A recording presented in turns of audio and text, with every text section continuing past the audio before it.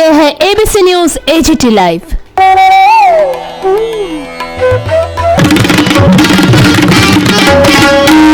This is ABC News.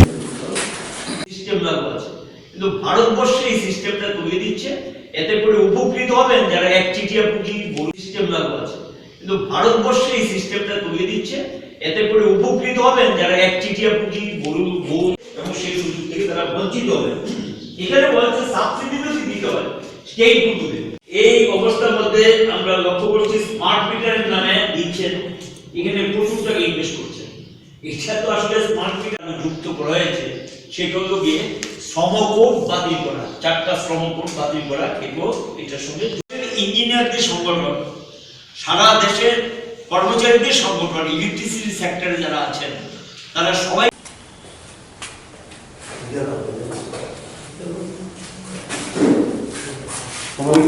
আরো ব্যাপক হবে।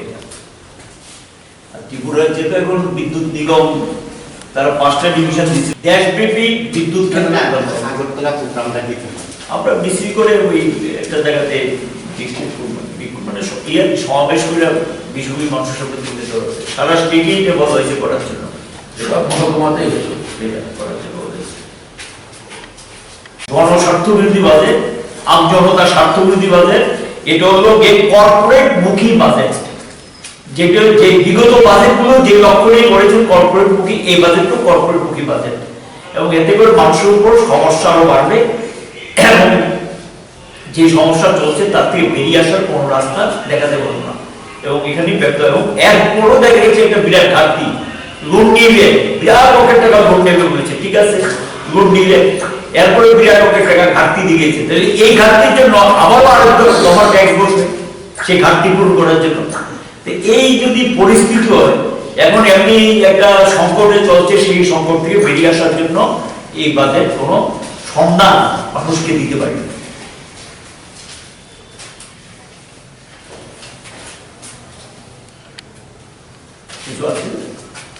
এই সুযোগ নতুন এক করে দিচ্ছে, কিন্তু সম্পত্তি টাকা এই যে তার ট্রান্সমিশন লাইন, ডিস্ট্রিবিউশন সিস্টেম, ট্রেডের সবটা কিন্তু সরকারি ইনভেস্টমেন্ট, এবং এই ইনভেস্টমেন্টের মধ্যে প্রাইভেট কোম্পানি বা প্রাইভেট অপারেটর কোনো কিছু থাকবে না। সেখানে গিয়ে সে ইচ্ছে করে ওই যে একটা মেশিনারিটা ব্যবহার করে সে বিদ্যুৎ বিক্রি করতে পারবে। তাহলে উইদাউট ইনভেস্টমেন্ট, কোনো প্রকার ইনভেস্টমেন্ট ছাড়া সে ডাইরেক্টলি ব্যবসা করার সুযোগ করে দিচ্ছে, প্রাইভেট ইনভেস্টরদের এই ব্যবস্থা তারা করে দিচ্ছে। এবং এগুলো প্র্যাকটিক্যালি এটা বিদ্যুৎ ক্ষেত্রে বলছে স্টেবিলিটি, আমরা মনে হয় স্টেবিলিটি, এটা মারাত্মক ধরনের একটা অস্থিরতা তৈরি করবে বিদ্যুৎ ক্ষেত্রে। 11টা রাজ্য বিরোধিতা করেছে, 2টা কেন্দ্রশাসিত অঞ্চল বিরোধিতা করেছে। যেমন বিহারে ফ্রান্সিসিতে গিয়ে তারা গয়া দিয়েছেন, ইউপি কানপুর দিয়েছেন, মধ্যপ্রদেশ দিয়েছে উজ্জয়িনী, গোয়ালিয়র, ঝাড়খণ্ড দিয়েছে রাঁচি এবং জামশেদপুর। ফ্রান্সাইজি সিস্টেম তারা চালু করেছিল, এখন গিয়ে আবার এগুলি গভর্নমেন্ট নিজে টেক ওভার করা শুরু করেছে। ফ্রান্সাইজিতে দেওয়ার পর দেখেছে সর্বনাশ হয়ে গেছে, অ্যাসেট গুলোর কোনো মেইনটেনেন্স করেনি, অ্যাসেট গুলো ব্যবহার করেছে, ব্যবসা করেছে, টাকা তুলেছে, এবং বিদ্যুৎ যেটা কিনে এনেছে সেই বিল পরিশোধ করেনি, বিলটা পরিশোধ না করে সেখানে গিয়ে পেমেন্ট করে দিয়েছে, এবং এটা করেছে সেই ক্ষেত্রে গিয়ে আমরা দেখলাম এগুলো তারা করেছে। এবং এই অবস্থায় বিদ্যুৎ হলো একটা বুনিয়াদ শিল্প, এবং এই শিল্পকে বেসরকারীকরণ করা চলে না, এবং আমরা এটা তীব্র বিরোধী। এটার জন্য 3 তারিখের ধর্মঘট, যেটা আমাদের বললেন, এই 3 তারিখের ধর্মঘটে আমরা আমাদের রাজ্যে ধর্মঘট করার মতো পরিস্থিতি এখানে নেই।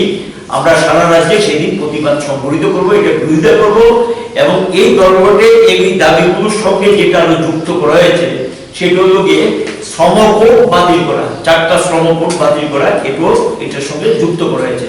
কৃষি আইন বাতিল করা, এটাও দাবির সঙ্গে যুক্ত করা হয়েছে। কৃষকরাও রাস্তায় নেমেছে বিদ্যুৎ বিল 2020 বাতিল করার জন্য।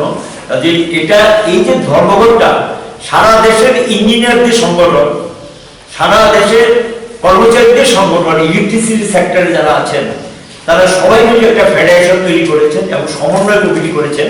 এই সমন্বয় কমিটি এই ধর্মঘটের আহ্বান করেছে, এবং এই ধর্মঘটটা আমরা আমাদের রাজ্য যেটা আমরা করবো সেখানে আমরা মানুষের সমর্থন চাইছি। এখানে ধর্মঘট করার মতো পরিস্থিতি নেই বিদ্যুতের ক্ষেত্রে, যে সেখানে আমরা প্রতিবাদ সারা রাজ্যে সেদিন সংগঠিত করব। আগরতলাতে সেদিন আমরা প্রতিবাদ করে এটা আমরা বলবো। আরেকটা বিষয় যেটা বাজেট যেটা দেখলাম এটাই গ্ল্যান্স আছে, সবটা তো এখন আসেনি। আর এমনিতেও বিজেপি গভর্নমেন্টের মন্ত্রীরা যা বলে, ভাষণ যা বলে, সবটা কিন্তু বাস্তবের সঙ্গে মিল থাকে না। যে সেটা না দেখলে সবটা কমেন্টস করা ঠিক না। তবে এটুকু কমেন্টস করতে পারি, এই বাজেটে সবচেয়ে বড় জ্বলন্ত সমস্যা হলো মানুষের ক্রয় ক্ষমতা বাড়ানো। কারণ এখন আর্থিক মন্দা কাটানোর জন্য এটা দরকার। এই জায়গাটার মধ্যে আমরা যেটা বলেছিলাম যে 7,500 টাকা নগদ প্রত্যেকটা পরিবারকে ডাইরেক্ট ক্যাশ ট্রান্সফার করো। মন্দায় আক্রান্ত পৃথিবীর অধিকাংশ দেশ ক্যাশ ট্রান্সফার করেছে অর্থনীতিকে চাঙ্গা করার জন্য। আজকের বাজেটে এই অস্বীকার করেছে। এবং যারা ছাঁটাই হয়েছে পরিযায়ী শ্রমিক তাদের জন্য কিছু নেই। বিশাল বেকার সমস্যা, যারা কাজ ছিল কাজ হারিয়েছেন, বেকার যারা, তাদের কর্মসংস্থান প্রশ্নে বাজেটে কোনো নির্দেশিকা নেই। মূল্য বৃদ্ধি আরো চরম আকার নেবে, কোনো স্টেপ নেই। মূল্য বৃদ্ধি তো বাড়বে এই কারণে ডিজেলের উপরে সেস তো সাংঘাতিকভাবে বাড়িয়ে দিয়েছেন, পেট্রোলের উপরে সেস প্রচুর করে বাড়িয়ে দিয়েছেন। এটা কিন্তু স্টেট পাবে না, এই সেসটা কিন্তু সবটা সেন্ট্রালে পোষণ হয়ে যাবে। এই যে দামটা বাড়বে ওইটা বাজারে প্রভাব পড়বে, এতে কি জিনিসপত্রের দাম আরো বেশি বাড়ার সম্ভাবনা থাকবে। বাজেটে ধনী গরিবের পার্থক্য বাড়বে। এখন এমনিতে তো দারিদ্রতা বাড়ছে, আর দারিদ্র আরো বাড়বে। এবং এটার সঙ্গে যেটা লক্ষ্য করা গেছে যে আমজনতার জন্য কোনো অ্যানাউন্সমেন্ট নেই। বেসরকারিকরণকে এই বাজেটে পাকাপোক্ত করে দেওয়া হয়েছে। আজকে তো অ্যানাউন্সমেন্টে করে দিয়েছে 41 কোটি লোক, 41 কোটি ইন্স্যুরেন্স আছে এলআইসি, লাইফ ইন্স্যুরেন্স কর্পোরেশনে। এটা এতদিন 49% বিলগ্নীকরণ করেছে, আজকে বাজেটে ঘোষণা করে দিয়েছে 74%। তাহলে এলআইসি যারা ইন্স্যুরেন্স করলেন তাদের নিরাপত্তা থাকবে। প্রিমিয়াম দিয়ে ইন্স্যুরেন্স করেছেন, টাকা যারা এখানে রেখেছেন তাদের কোনো নিরাপত্তা থাকবে থাকবে না। এটা বেসরকারি তুলে দেওয়ার সিদ্ধান্ত নিয়েছেন এয়ার ইন্ডিয়া। এবং বলেছে যে ভারত পেট্রোলিয়াম, এরকম যেগুলো আছে। তারপর আরো কতগুলি পিপিপি মডেলের কতগুলো জলবন্দর দিয়ে দেবেন। পিপিপি মানে কি প্রাইভেটের সঙ্গে, এটার নামে পিপিপি মডেলে এগুলো দিয়ে দেবেন জলবন্দর। কতগুলি এয়ারপোর্ট দিয়ে দেবেন, কয়লা দিয়ে দেবেন। এরকম কতগুলি অ্যানাউন্সমেন্ট দিয়েছে যেটা বেসরকারিকরণকে আরো তুঙ্গে তুলে সরকার সম্পত্তি বিক্রি করে বাজেটের ঘাটতি পূরণ করার জন্য উদ্যোগ নেবেন। কার সম্পত্তি? এটা জনগণের সম্পত্তি। তাহলে এখানে কর্মসংস্থান যে সুযোগটা ছিল সেই সুযোগ আরো কমবে, নতুন বেকার সেখানে তৈরি হবে এবং বেকার সমস্যা সমাধানের কোনো রাস্তা সেখানে। বাজারে চরম মন্দা চলছে, এটা থেকে বেরোনোর কোনো রাস্তা দেখাতে পারেন। আমরা 10 কেজি চালের কথা বলেছিলাম, এটাও বাজেটে নেই। এবং এখানে রেগার বরাদ্দ বা শহর এলাকায় এই ধরনের প্রকল্প চালু করা, যাতে বাজার চাঙ্গা হয়, মানুষ যাতে কাজ পায়, খেয়ে ইচ্ছে থাকতে পারে, এক্ষেত্রেও কিন্তু রেগার বরাদ্দ বাড়ানো কোনো কিছু আমাদের নজরে আসেনি। এবং ন্যূনতম সহায়ক মূল্য বৃদ্ধির কথা বলছে সেচ বসিয়ে। এবং 4টা শ্রমকোড বাকি বলতে পারতেন কিন্তু বলেননি। তাও কৃষি আইন বাণিজ্যের কথা বলতে পারতেন, কিচ্ছু বলেনি। পরিষেবার ক্ষেত্র সম্পর্কে অর্থ বরাদ্দ নেই। এবং একটা বলেছে শুধু স্বাস্থ্য ক্ষেত্রে, তাও কি সেটা ভ্যাকসিনেশনের ক্ষেত্রে কিছু কিছু দেখিয়েছে, টিকাকরণের ক্ষেত্রে কিছু কিছু বিষয় সেটা বলেছে, তাও সেটা 5 বছরের জন্য কার্যক্রম নিয়েছে, কিছু টাকা বরাদ্দ করেছে। এবং এখানে জনস্বাস্থ্যের জন্য যে সমস্ত প্রকল্প নেওয়া দরকার সেগুলো নেই। পরিষেবার ক্ষেত্রের মধ্যে যে বিভিন্ন প্রজেক্টগুলো আছে সেই প্রজেক্টের জন্য কিছু করা, এটা সম্পর্ক কিন্তু কিছু নেই। এই নিগমের কর্মচারী তাদেরকে সরিয়ে দিয়েছেন, কম পয়সায় ইঞ্জিনিয়ার এবং অন্যান্যদেরকে এখন ওখানে কাজে লাগিয়েছেন, নিয়মিত পয়সাও তারা পান না। সবচেয়ে ভয়ঙ্কর যেটা এখন বিতর্ক তৈরি হয়েছে, ভর্তুকি এক জিনিস আর কস্ট সাবসিডি কিন্তু আরেকটা, দুটাকে অনেক সময় এমনটা করে দিচ্ছে। ভর্তুকি দিতে গেলে গভর্নমেন্ট দিতে হবে। ত্রিপুরার সব গভর্নমেন্ট বামফ্রন্ট যখন ক্ষমতায় ছিল 40 কোটি টাকা গ্রাহকদের জন্য ভর্তুকি দিতে হবে। আর কস্ট সাবসিডি হলো পারস্পরিক ভর্তুকি। অর্থাৎ বিদ্যুতের দামটা নির্ধারণ হবে, এটা ঠিক করবে state electricity authority, central government central electricity SCFC state electricity regulatory commission, আর central government CERC central electricity regulatory commission. সেন্ট্রালে যে বিদ্যুৎ কেন্দ্রগুলি CERC, আর স্টেটের ক্ষেত্রে SCFC নিয়ন্ত্রক কমিশন। যেটা মজার ঘটনা হলো বিদ্যুতের দাম কিন্তু নির্ধারণের সমস্ত খরচটাকে যুক্ত করে। এখন ধরো একটা বিদ্যুৎ কেন্দ্র তৈরি করার ক্ষেত্রে যে মূল খরচ তার উপরে দাম নির্ধারিত, যেমন আমাদের পাওয়ার মূল খরচের উপরে কিন্তু দাম নির্ধারিত হয়েছে।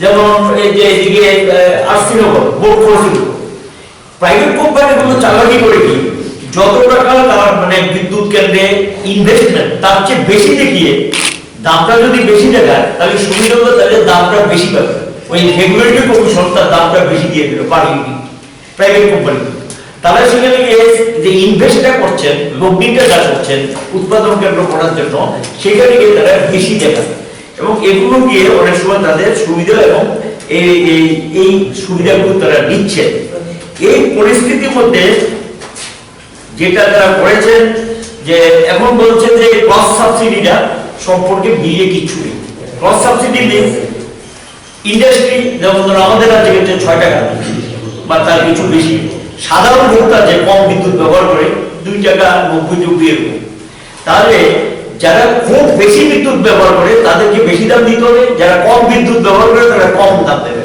তাহলে ওইখান থেকে যে টাকাটা আসলো সেই টাকাটা গরিব বা যারা কম ব্যবহার করে তাদেরকে এটা ক্রস সাবসিডি দেওয়া পারস্পরিক ভর্তুকি ক্রস সাবসিডি মিন্স পারস্পরিক ভর্তুকি এটা গোটা দেশে আছে পৃথিবীর বহু দেশে আছে এবং অধিকাংশ দেশে পৃথিবী এই সিস্টেম লাগু আছে কিন্তু ভারতবর্ষে এই সিস্টেমটা তৈরি দিচ্ছে এতে করে উপকৃত হবেন যারা এক চিটিয়া পুঁজি বড় লোক তারাও উপকৃত হবেন কিন্তু সাধারণ ভোক্তা যারা সেই সাধারণ ভোক্তারা মারাত্মকভাবে ক্ষতিগ্রস্ত হবে তাদেরকে বিদ্যুতের দাম বাড়বে এবং সেই সুযোগ থেকে তারা বঞ্চিত হবে এখানে বলেছে সাবসিডি যদি দিতে হয় স্টেট গুলো দেবে সেন্ট্রাল কোনো দায়িত্ব নেবে না স্টেট কি সাবসিডি দেবে না সেটা সেই অনেক রাজ্য সেটা দেয় না এবং দেব তাহলে বিদ্যুতের দামটা মানে বাড়াটা খুব অনিবার্য হয়ে যাচ্ছে এই অবস্থার মধ্যে আমরা লক্ষ্য করছি স্মার্ট মিটারের নামে দিচ্ছেন এখানে প্রচুর টাকা ইনভেস্ট করছেন এটা তো আসলে স্মার্ট মিটার মানে একটা সিস্টেমে নিয়ে যাচ্ছে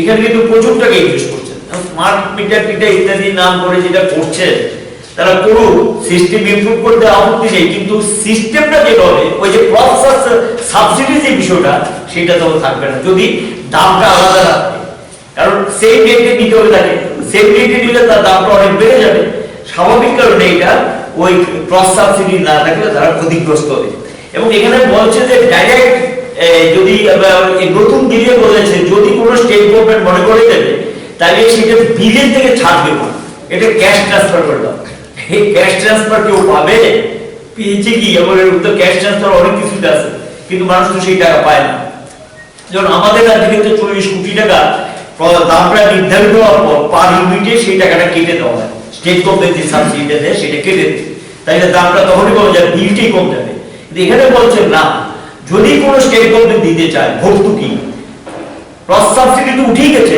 ভর্তুকি যদি দিতে চায় সেই ভর্তুকি ক্যাশ ট্রান্সফার করবে এবং এতে করে সাধারণ ভোক্তারা ক্যাশ ট্রান্সফারের সুযোগ পাবে না এবং স্টেটগুলি দেব এবং এইখানে আরো যেটা লক্ষ্য হয়েছে যে সেন্ট্রাল এবং এসসিআরসি স্টেট এটা হলো সবচেয়ে ভয়ঙ্কর এসসিআরসি যেটা তৈরি করতো স্টেট গভর্নমেন্ট এখন বলছে এসসিআরসি সিআরসি এই জাতীয় যে মানে যারা দামটা নির্ধারণ করে এগুলি তৈরি করবে হলো সেন্ট্রাল গভর্নমেন্ট এতে রাজ্যের যে ক্ষমতাটা ছিল রাজ্যের অধিকারে হস্তক্ষেপ করে রাজ্যের অধিকারটা কেড়ে নিবে এটা যোগ্য তালিকা ছিল স্টেটের উপর সেখানে অধিকারে হস্তক্ষেপ করতো এবং সাধারণ গ্রাহক কৃষি পানীয় জল ক্ষুদ্র নিম্ন মধ্যবিত্তের উপর এই তারা বলছে যে এইটা গ্রাহকমুখী নাকি ব্যবস্থা কিসের গ্রাহকের সর্বনাশা ব্যবস্থা এবং এটা সম্পূর্ণ মিথ্যা কথা বলছে বিলে যা আছে সেই অনুযায়ী এটা আমরা বুঝতে পেরেছি এবং ইজি ডুইং বিজনেসের নাম করে যে ঝঞ্ঝাট মুক্ত একটা ব্যবসা তৈরি করে দাও বিদ্যুৎ ক্ষেত্রকে এই ঝঞ্ঝাট মুক্ত ব্যবসা তৈরি করার নামে সেখানে গিয়ে যারা প্রাইভেট কোম্পানি তারা যে কোনো জায়গায় গিয়ে সেখানে বিদ্যুতের ব্যবসা করতে পারবেন কোনো সরকারি যে অ্যাসেট গুলো আছে সেগুলোকে তারা ব্যবহার করতে পারবে আগরতলা কোনো যদি একটা প্রাইভেট কোম্পানি এসে বলে যেগুলো এখানে যে এই স্টেট গভর্নমেন্ট বা এখানকার যে কোম্পানির যে তাদের যে অ্যাসেট গুলো আছে সেটাকে ব্যবহার করে তারা বিদ্যুৎ সরবরাহ করতে পারবে কিন্তু তাদের বা উন্নয়ন কিছুই ভাবা যায় না মানুষ এক কদমে উঠতে পারবে না বিদ্যুৎ ছাড়া 1948 সালে বিদ্যুৎ সরবরাহ তৈরি হয় তখন সেই আইনি সেন্ট্রাল ইলেকট্রিসিটি অথরিটি এবং স্টেট ইলেকট্রিসিটি বোর্ড ইত্যাদি গঠন করার জন্য আইনের বিধান অনুযায়ী রাজ্যগুলি বিভিন্ন বোর্ড ইত্যাদি তৈরি করে বিদ্যুৎ ক্ষেত্র উন্নয়নের জন্য পদক্ষেপ নেয় এবং তার ভিত্তিতে প্রথম যেটাকে অগ্রাধিকার, একটা সময় যে কৃষিতে আমাদের দেশ খুব পিছিয়ে ছিল, এটাকে ক্ষুধার্ত দেশ বলা হতো, অনাহারে মারা যেত। 80 দশকে বিদ্যুতের ব্যবহার কৃষিতে শুরু হয়। 2 কোটির উপরে পাম্প বেশি বিদ্যুতায়িত হয়, তখনকার কথাই বলছি। কৃষিতে দেশ স্বনির্ভর হয়, বিদেশেও একটা সময় খাদ্য রপ্তানি করা হয়। এই ক্ষেত্রে বিদ্যুতের ভূমিকাটা অস্বীকার করে না। জলসেচ ছাড়া কোনোদিনই কৃষি হতে পারে না। কৃষি ক্ষেত্রে একটা দুর্দান্ত ভূমিকা পালন করে। 1985-তে আমরা এটাকে সংশোধন করে বলা হয়, প্রথম 1940-তে যখন আইন ছিল তখন বলেছে নো প্রফিট নো লস, না লাভ না লোকসান। 1985-তে আইনটাকে সংশোধন করে বলা হয় যে 3% পর্যন্ত বিদ্যুৎ কোম্পানি বা সংস্থাগুলো লাভ করতে পারে। এর ভিত্তিতে চলছিল। 1991 সালে দেশে উদারীকরণের নীতি চালু হয় এবং উদারীকরণের নীতি চালু হওয়ার পরই এই লুটপাট বা ডাকাতিটা বিদ্যুৎ ক্ষেত্রে শুরু হয়ে যায়। আমরা লক্ষ্য করেছি যে যেমন অ্যান্ড্রয়েড মহারাষ্ট্রে এসেছিল, বিরাট পরিমাণ টাকা আত্মসাৎ করে দেশ থেকে চলে গেছে। উড়িষ্যাতে বিদেশি একটা সংস্থা এসেছিল AES, অ্যান্ড্রয়েড ছিল আমেরিকা থেকে, আর AES ও আমেরিকা থেকে এসেছিল AES। উড়িষ্যাতেও তারা প্রচুর টাকা লুটপাট করে দেশ থেকে চলে গেছেন, কিন্তু কোনো কিছু করেননি। এবং যখন প্রাকৃতিক ঝড়ে বিধ্বস্ত হয়েছিল উড়িষ্যা, দায়িত্ব নিতে অস্বীকার করেছে। এগুলো আমাদের অভিজ্ঞতা। বিদ্যুৎ আইন 2003 তৈরি করে সেখানে বলা হয় যে বোর্ডগুলো ভেঙে দাও। এবার নতুন আইন তখন বলেছিল যে কোম্পানিতে পরিণত হবে, কোম্পানিতে পরিণত করলো। তখন গিয়ে সারা দেশে বিদ্যুৎ যে বোর্ডগুলো ছিল, বোর্ডের লসের পরিমাণ ছিল 30,000 কোটি টাকা। আর এখন গিয়ে সেটা 2019-এর যে রিপোর্ট, প্রায় 5 লক্ষ কোটি টাকার মতো এখন ক্ষতির পরিমাণ। তাহলে 2003-এর বিদ্যুৎ আইনের যে নির্দেশ ছিল যে লসের পরিমাণ কমাবে, স্বনির্ভর হবে, তখন ছিল 30,000 কোটি টাকা গোটা ভারতবর্ষে। আর এটা 2019-এ গিয়ে তার হলো প্রায় 5 লক্ষ কোটি টাকা। এখন পর্যন্ত সম্ভবত এটা 6 লক্ষ কোটি টাকা ছুঁই এই সমস্ত লসের চলছে যেটা। এটা তাহলে এই যে আইন, এই আইন তো আরো মানে বিদ্যুৎ আইন 2003 পরিস্থিতিকে আরো ঘোরালো করে তুলেছে।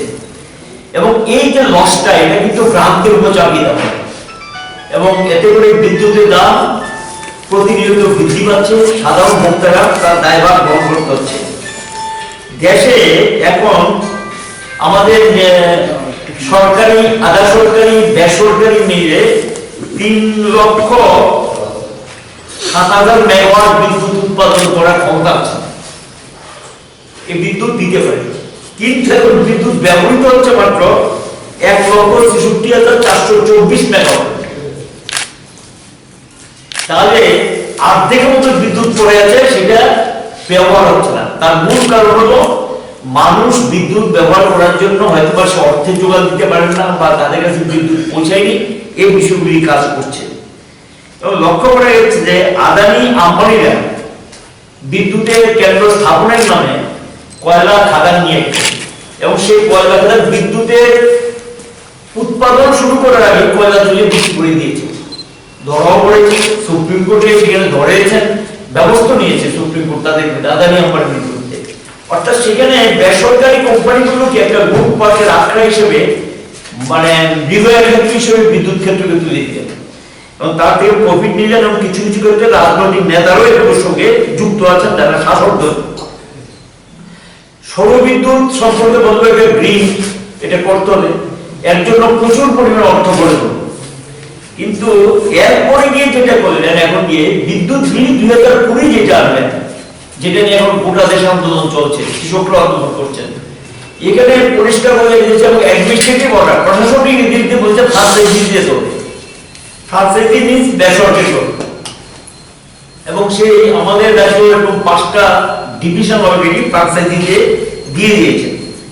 এবং এখানে গিয়ে যারা ক্যাজুয়াল এবং যারা ওয়ার্কার আছে, তাদের যে পার্মানেন্ট, তাদের যে স্থায়ী মানে চাকরি নিরাপত্তা, সেটা তেমন থাকছে না। কারণ আমাদের